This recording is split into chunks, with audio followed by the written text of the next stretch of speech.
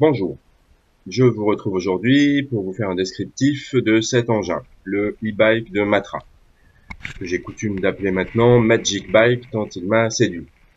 On va donc en faire le tour ensemble, à commencer par l'arrière. Nous trouvons ici une cassette classique de 9 pignons manœuvrée par le dérailleur Shimano XT qui est maintenant éprouvé depuis des années. Un pneu avec une bande roulante un petit peu plus épaisse que la moyenne. Le vélo est un peu lourd, mais cela limite grandement les crevaisons par pincement.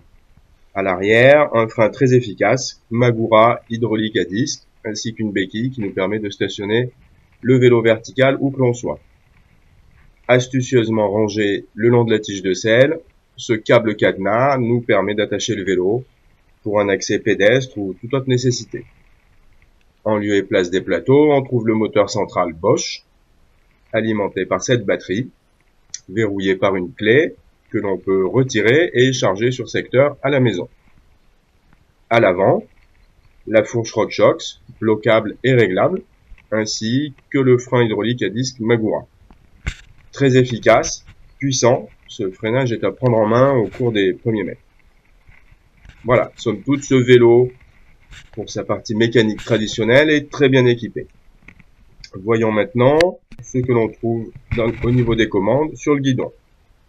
Le dérailleur indexé, une petite sonnette qui nous permet de nous signaler, puis au centre du guidon, la commande d'assistant moteur qu'on allume en bas à gauche et qu'on vient commander avec ce boîtier et ses deux curseurs plus et moins.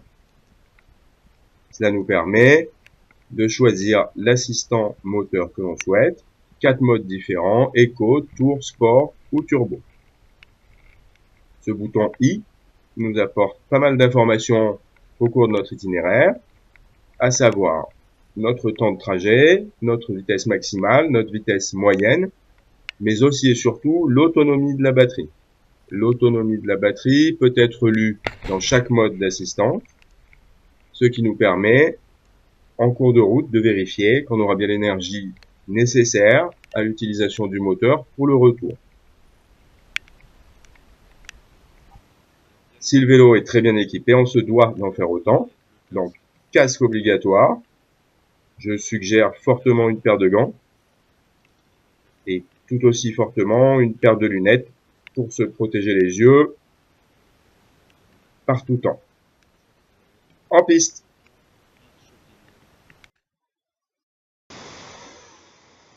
Pour conclure, je souhaite apporter quelques éléments de réponse aux questions qui me reviennent le plus souvent, concernant tout d'abord le poids du vélo.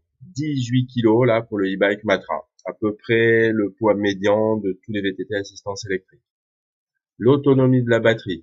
L'autonomie de la batterie varie en fonction des itinéraires prévus, des dénivelés, mais aussi de la capacité du cycliste à propulser le vélo par pédalage. Toutefois, c'est un engin qui a été conçu pour la balade et pour le tout public. L'autonomie est garantie pour 3-4 heures, quel que soit le terrain et quelle que soit la personne dessus. Donc l'autonomie est garantie pour une sortie à la demi-journée. Les différents modes d'assistant au moteur, Eco, Tour, Sport ou Turbo. Eco ne propulse pas activement le vélo mais l'allège.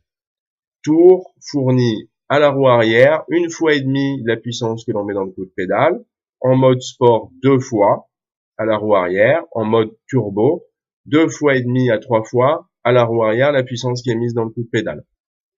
C'est une aide considérable qui supprime bien les dénivelés et casse réellement le verrou physique qui peut être lié à la pratique du VTT, notamment en milieu montagnard.